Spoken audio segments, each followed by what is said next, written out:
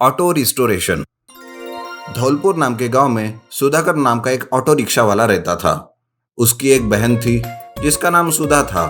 वो दिन भर ऑटो चलाकर पैसे कमाता और अपने बहन का पालन पोषण करता था। एक दिन सुधा उसे कहती है, सुनो भैया, रात को हमारा ऑटो खाली ही रहता है। अगर आपने ऑटो को रात में किसी को किराए पर चलाने के लिए दिए तो आप और कुछ पैसे कमा सकते हो। अरे वाह सुधा, तुम्हारा ये आइडिया तो बहुत ही अच्छा है।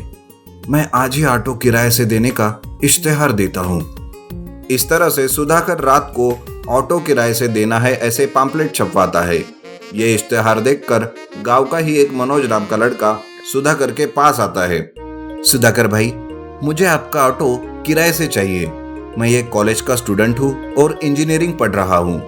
कॉलेज की फीस और बाकी के खर्चों के लिए मुझे पैसों की सख्त जरूरत है, इसलिए रात को ऑटो चलाकर कुछ पैसे कमाऊंगा। ठीक है, लेकिन तुम्हें ऑटो चलाना आता है क्या, और क्या तुम्हारे पास लाइसेंस है? जी हाँ भैया, मेरे पास सब है, ये देखिए। ऐसा कहकर मनोज सुधाकर को अपना लाइसेंस दिखाता है और वो कहता है, ठीक है मनोज, लेकिन रात को ऑटो चलाते वक्त अगर कुछ प्रॉब्लम आया तो उसका खर्चा तुम्हें ही उठाना पड़ेगा। ठीक है भैया, मैं सब संभाल लूंगा। ऐसा कहकर मनोज रात को ऑटो चलाकर सुबह उसे वापस सुधाकर को लाकर देने लगता है। इस तरह से रोज मनोज सुधाकर के घर आना जाना चालू करता है। इस तरह से कुछ दिन में ही मनोज और सुधा की दोस्ती हो जाती है और वो एक दूसरे को पसंद करने लगते हैं। उनकी फोन पर भी बातें चालू होती है, लेकिन ये बात जब सुधाकर को पता चलती है तो उसे ये बात बिल्कुल भी पसंद नहीं आती और सुधाकर एक दिन जानबूझकर ऑटो को खराब करके मनोज से कहता है, अरे मनोज, ये तुमने क्या किया? ऑटो को खराब कर दिया और सुधारा तक नहीं। लेकिन जब मैंने आज सवेरे ऑटो को वापस किया तो वो ठीक था भैया। इसका मतलब क्या मैं झूठ बोल रहा हूँ? ठीक है, चले जाओ यहाँ से। आज के बाद मैं अपना ऑटो तुम्हें नहीं दूंगा। ऐसा कहकर सुधाकर मनोज को वहां से भगा देता है। बेचारा मनोज नाराज होकर घर चला आता है। सुधा ये सब देख लेती है और उसके भाई का ये बर्ताव उसे बिल्कुल भी पसंद नहीं आता। वो मनोज को ये बात चुपके से बता देती है। सुनो मनोज, ऑटो में जो नुकसान हुआ है वो खुद सुधाकर भैया ने ही खुद होकर करवाया है, ताकि उन्हें तुम्हें ऑटो न देने का बहाना मिल सके। ठीक है, कोई बात नहीं, लेकिन सोच रहा हूँ कि अब मैं क्या करूँ, कहाँ से ऑटो लाऊं? तो एक काम क्यों नहीं करते, कोई पुराना ऑटो देखो। लेकिन ऐसा ऑटो मिलना तो चाहिए, फिर कुछ कर सकता हूँ। सुधा मनोज को ये आइडिया देती है और मनोज फिर से किराए से चलाने के लिए ऑटो ढूंढने लगता है, लेकिन उसे कोई ऑटो नहीं मिलता। एक दिन जब सुधा तालाब पर कपड़े धोने के लिए जाती है तो उसे तालाब किनारे एक जला हुआ ऑटो दिखता है, जो कि काफी सालों से वही पड़ा हुआ था। उसे देखकर सुधा मनोज को ये बात बता देती है। मनोज भी उस ऑटो को लेकर रिस्टोरेशन करवाने के लिए ले जाता है। रिस्टोरेशन वाला उस ऑटो को अच्छे से नया पेंट करवाकर और उसे पूरी तरह से ठीक करता है और मनोज को देता है। उस दिन से रात को फिर से मनोज ऑटो चलाने लगता है।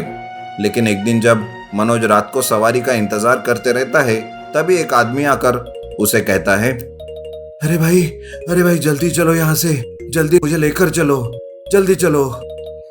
ठीक है साहब, लेकिन कहाँ जाना है ये बताइए।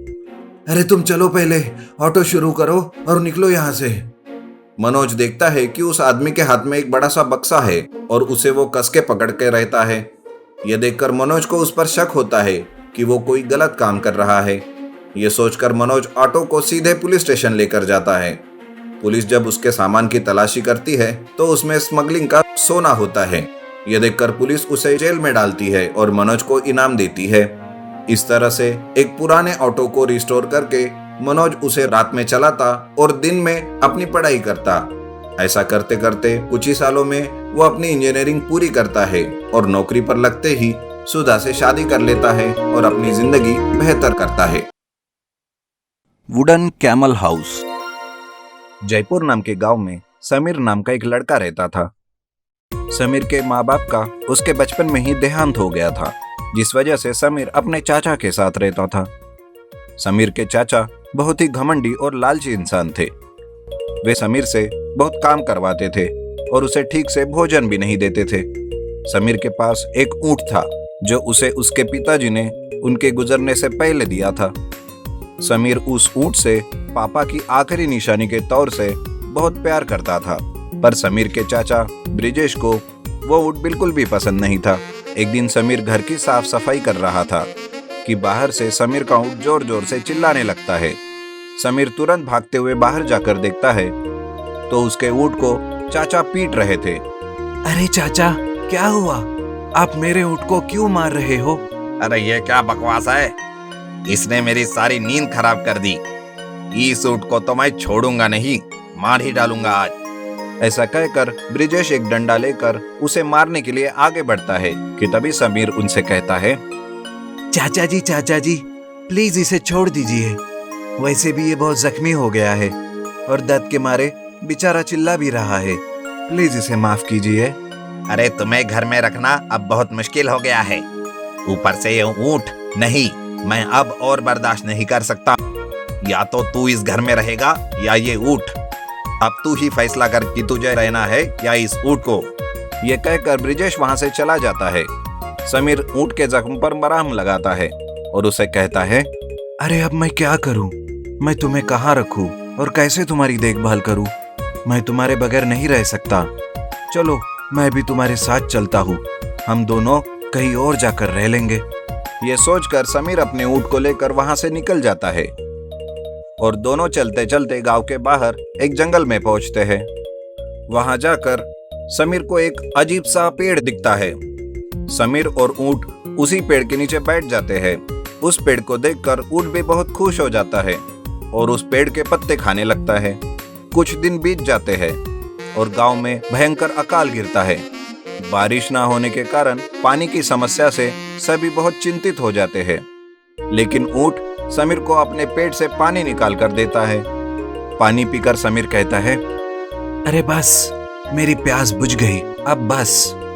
लेकिन ऊंट समीर की बात नहीं सुनता और उल्टी करने लगता है, लेकिन इस बार वो पानी नहीं बल्कि सोने के सिक्के उल्टी में निकालता है। ये देखकर समीर कहता है, अरे बाप रे, ये क्या? इतने सारे सोने के सिक्के कहाँ से आए? समीर के पूछने पर ऊंट उस पेड़ की तरफ देखने लगता है जिसके नीचे वो दोनों ठहरे थे।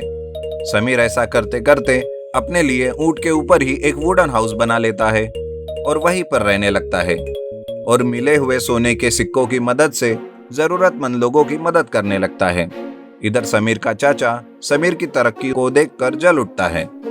वो समीर को सबक सिखाने के लिए उनकी तरफ आने लगता है, लेकिन कड़ी धूप की वजह से वो बीच में ही बेहोश हो जाता है। अरे बचाओ, बचाओ कोई, मुझे पानी चाहिए, कोई पानी पिला दो। ऊंट और समीर चाचा का आवाज सुनकर उनके पास जाते हैं और उन्हें पानी पिलाते हैं। चाचा कहते हैं, अरे समीर, मुझे माफ कर दो, मैंने तुम्हारा और ऊंट का बिल्कुल भी ख्याल नहीं रखा और तुम दोनों को घर से बाहर निकाल दिया। फिर भी तुम लोगों ने मेरी मदद की, मुझे माफ कर दो।